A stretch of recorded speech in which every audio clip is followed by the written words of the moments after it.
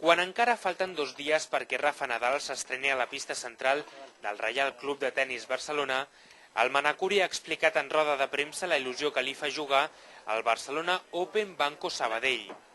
En Barcelona es una ilusión especial, jugar aquí en mi club por supuesto que también, o sea que siempre la motivación de jugar aquí delante de mi gente pues es muy bonito y simplemente por este hecho la ilusión es máxima y la motivación por supuesto que también, o sea que a intentar dar lo mejor de mí, intentar jugar bien y a ver si se puede hacer un buen resultado, ¿no? Se va a hacer lo posible.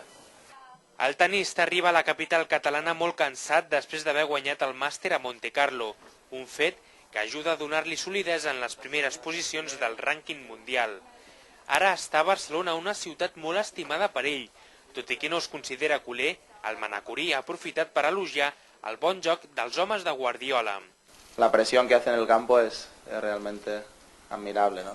Prácticamente la sensación desde un espectador, humilde opinión, es que no deja respirar al rival, ¿no? Cada vez que roban que pierde el balón enseguida están dos encima del rival, o sea que esto es algo que creo para el público, ver a la gente correr tanto y a los jugadores entregarse en el campo como lo están haciendo. Yo creo que es bueno para el espectáculo, para los seguidores y para el deporte, para los jóvenes también, ¿no?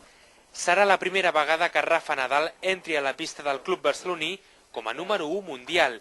Ell assegura que aquesta escalada en la posició general no li ha fet canviar res, ni en el seu joc ni en la seva manera de ser. Dimecres podrem veure l'estrena del manacorí a la pista central del Reial Club de Tenis Barcelona.